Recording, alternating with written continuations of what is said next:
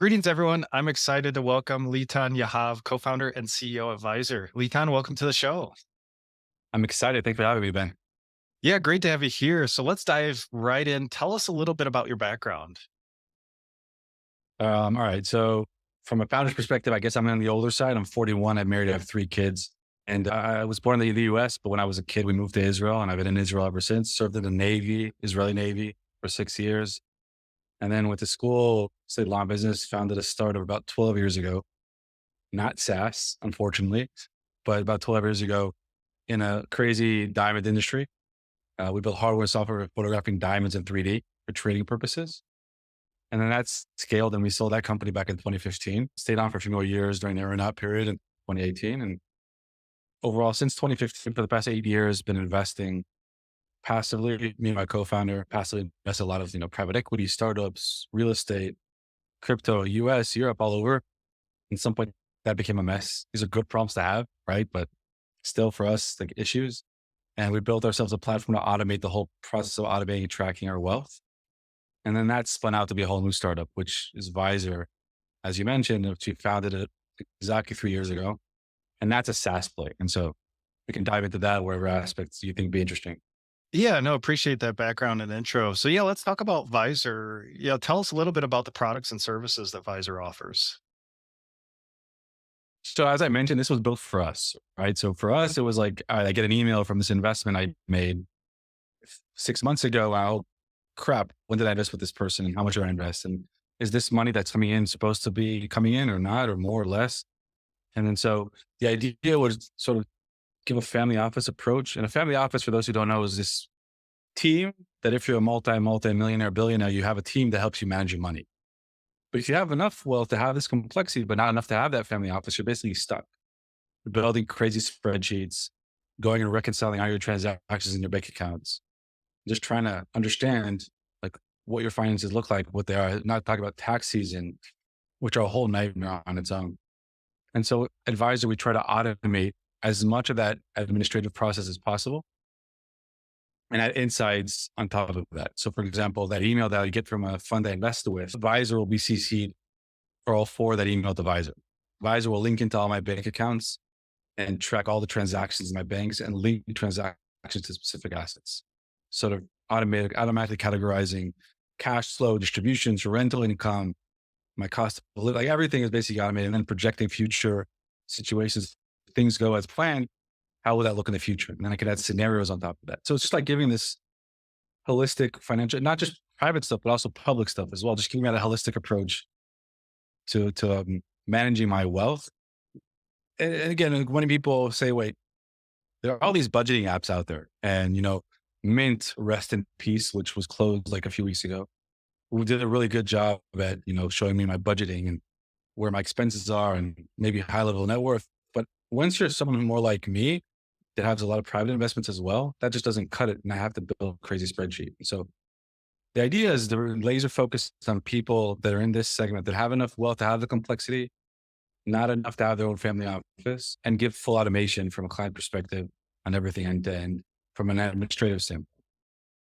Okay, so this is not, say, for your average investor who can just go to fidelity.com and say invest in some sort of securities. This would be more of the administration and reporting and tracking of all your investments, whether private or public.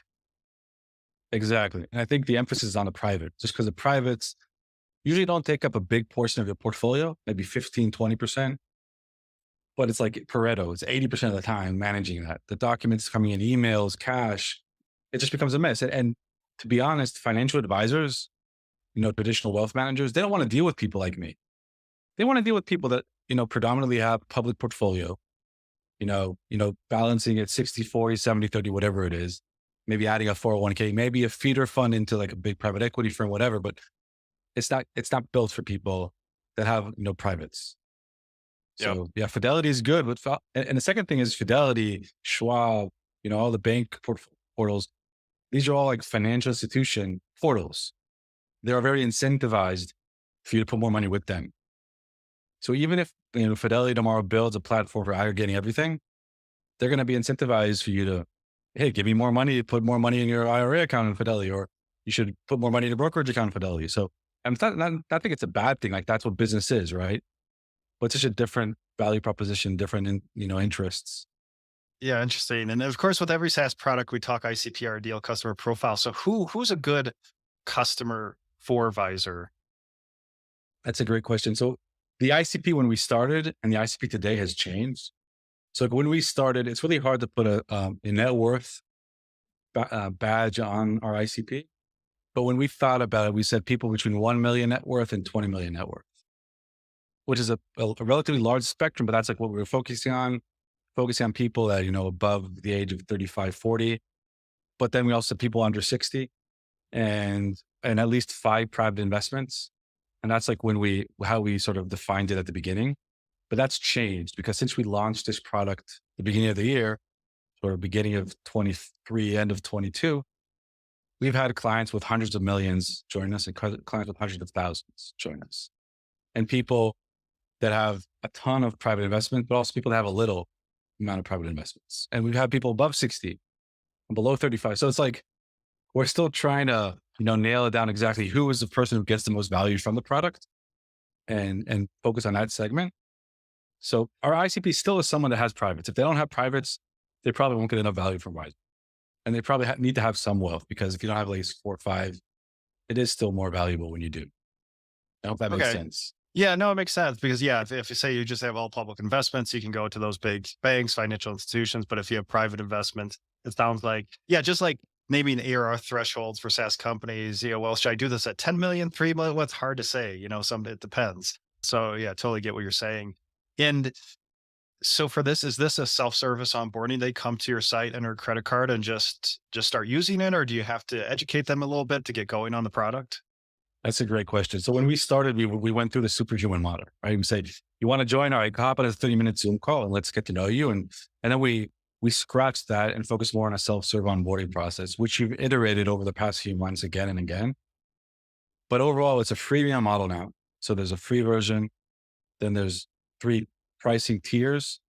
All of them are self-serve, but our team is like super, available with a white glove approach. If a client wants to hop on a Zoom call, we'll hop on a Zoom call like very like quick. If they need like quick responses, we're there to support them, but they can do everything on their own. They do not need to talk to us. Mhm. Okay. Okay. And all right. And is this for global investors in certain countries? We're focused on the US market, but we have clients from around the world. I think 98% of our clients are the US Mhm. and then 2% around the world. And we're just focused on the US because of integrations, which are a lot better to financial institutions, because the language, the investment strategy tends to be more similar than it is for people abroad. So then we're really focused. Now, like our big vision is to be globally focused and, the product will adapt to that. But the more really focused on the US market.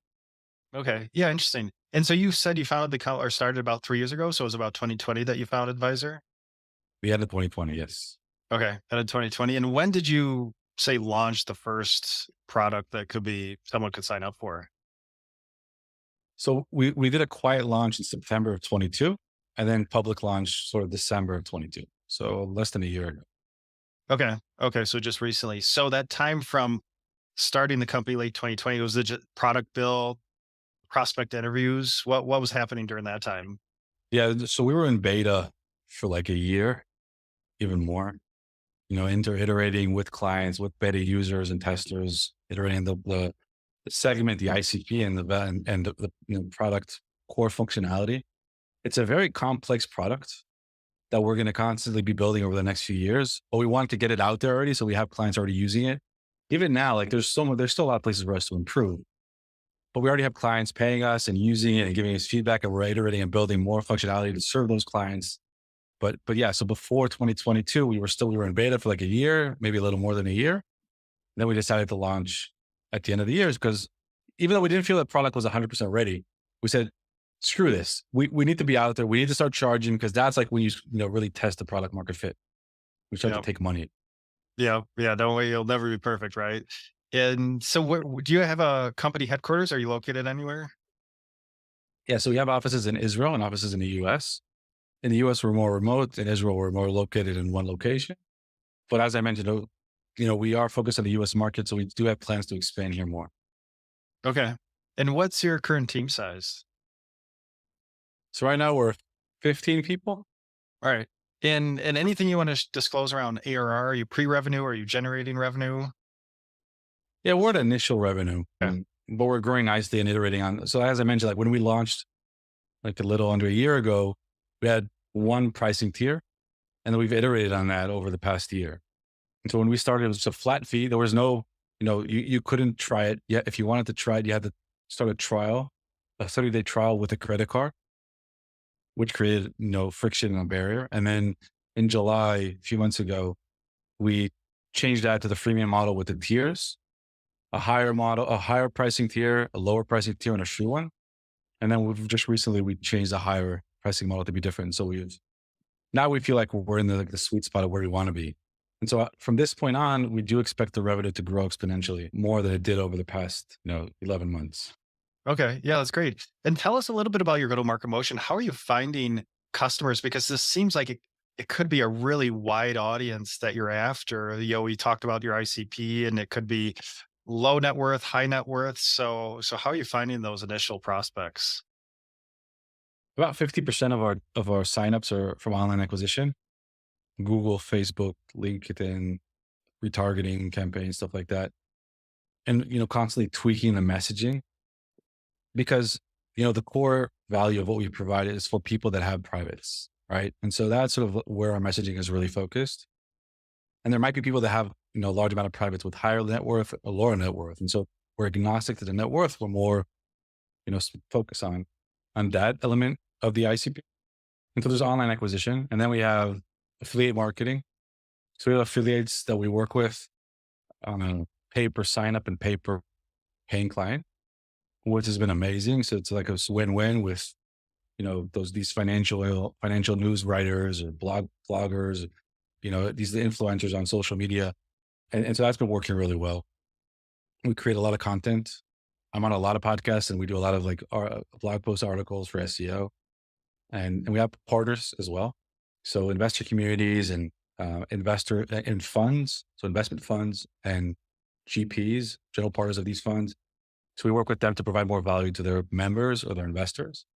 So, they get a discount for using Vyzer. And then we have these elements in the product that help give them, a side value as it, because we have this community benchmarking aspect to our product where our clients see where other people are investing. That creates a synergy with these funds. And so those are the main approaches that have been working. And we also started to sponsor events for these investor communities and other general, investor events overall. Mhm. Yeah, appreciate that insight. So a couple different approaches there. And let's talk about fundraising now. So how much capital have you raised to date for Visor? We've raised 6.3 million up to now. And we're currently in the midst of an extension because a lot of our clients have asked to invest. And so we went to our board and we decided let's open an extension for our seed round from last year of $1 million so that we can give them the opportunity to join, Vyzer success, not just as clients using it, but also stakeholders. So that when this explodes, they also get, an upside. So we'll probably reach 7.3 and then we're going to probably go out to raise an A round. I don't even know the numbers or letters anymore, but the next round, probably early 25 is what we're going to Okay. focus on. Okay. So 6.3 raised, now raising an extension. So maybe up to 7.3. And then tell us about that initial raise of the 6.3. What triggers or milestones led you to that seed round raise? We had this product. We had a bunch of beta users using it, giving us a lot of feedback, a lot of potential to grow and sort of monetize on that.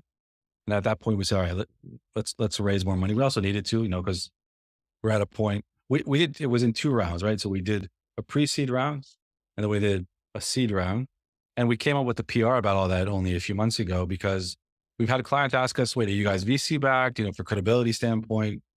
Which, all right, we need some PR around Vyzer. People search for Vyzer. It's not just the platform. It's also, all right, this is a credible company. It's backed by, reputable angel investors and VCs. They're going to be here for the long run. It's not like we're sort of onboarding all this financial information and they're going to go flop. So it's really important for us to get out to the market with that news. And that's why I think when we reached out initially, it was there was a PR on 6.3 million raise and that's what that was about. And so we've raised money to build the operations, the team, the product, the marketing. And now we're this $1 million extension is to add on to that and give more runway and also, continue to market and develop the product. And then we're going to go out to a more substantial round when you have more substantial ARR and paying clients. Okay. Yeah, makes a lot of sense. And then for other founders who are kind of in a similar stage where they've idea, maybe they were starting to develop product, thinking about a pre-seed or seed round, any lessons learned that you learned in that seed round process? It's hard to raise money. For the most of us, it's hard. We always hear about, these super successful founders that get money thrown on them all over, but that's like such a minority, such a small, we can't depend on that. So yeah, when I go out to fundraise, it's sort of, at least when I did was the last round, it was like, all right, in order for me to stay sane in this process, because a lot of people are going to say no, right? I want to focus on getting a lot of people to say no. I want 50 people to say no. And that way, all right, I'm prepared. I'm going to pitch this the best I can, but I'm prepared to get a lot of rejection. But how do I learn the most from that process as possible during this rejection process? And for me, at the end of every meeting, Zoom call, whatever it would be, and I had a good friend who gave me this recommendation. I asked the investors, all right, I want to know what you liked and didn't like about what we're doing, what I presented.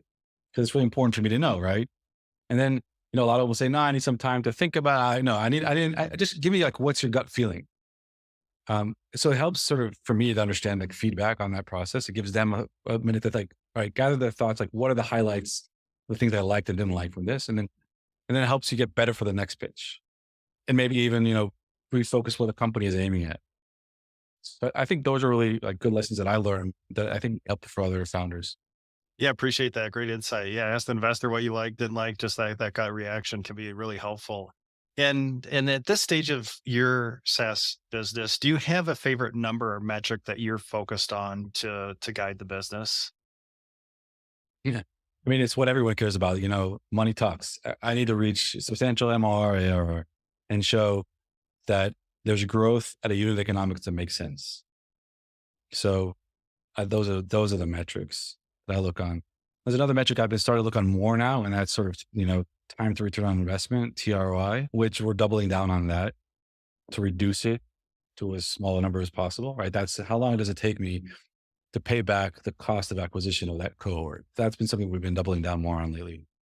Okay. Okay. Yeah, appreciate that. Yeah, ARR, MRR, definitely a popular metric that founders are focused on. So, Litan, really appreciate your time today and sharing your experience. So, tell us what's coming up next for Vyzer. We're going to take over the world. No, I'm joking. Next is continue to grow at a unit economic that makes sense. Add more, functionality to our product. Focus more on who the ICP is, and then target more of those people. And add more and more clients, functionality. Like our long-term goal is to become the largest family office in the world, not just serving billionaires, but serving everyone that's relevant for a product like this. Anyone who touches private. And there's a lot. We have a long way to go to reach that goal, but there's stepping stones to reach it. And I'm curious, say family offices, is there software dedicated to family offices to manage this? Or are they just also say doing paper and just compiling their own system? Is it a mix for family offices? There are a few players in the market that are offering specific solutions for family office for tier one wealth management firms. Um, they're extremely costly, but they're also focused on professional financial people. There's a big difference between selling and even serving a financial professional versus serving someone like me. Yeah. Right. And we have family offices reach out to us. We have family offices that are clients of ours. And we are adding more functionality to serve them, but that's not our core. Like that's not what we're focused on. Yeah. Okay. Yeah. Appreciate that clarification. So really appreciate your time and sharing your experience today. If listeners would like to learn more about Vyzer, where should we send them online? Well, the website is vyzer.co. It's a bad URL, but that's what it is, Vyzer. And I'm happy also to, engage with anyone who's interested in what we do and, passive or private investing, just like because I love passive investing. So you can reach out to me, Litan at Vyzer.co or Facebook, LinkedIn, Twitter, wherever it is. All right, perfect. Well, check out Vyzer.co or reach out to Litan at Vyzer.co for more info. And then really appreciate your time today and sharing your experiences. Thanks a lot. This was fun, Ben. Thanks for having me.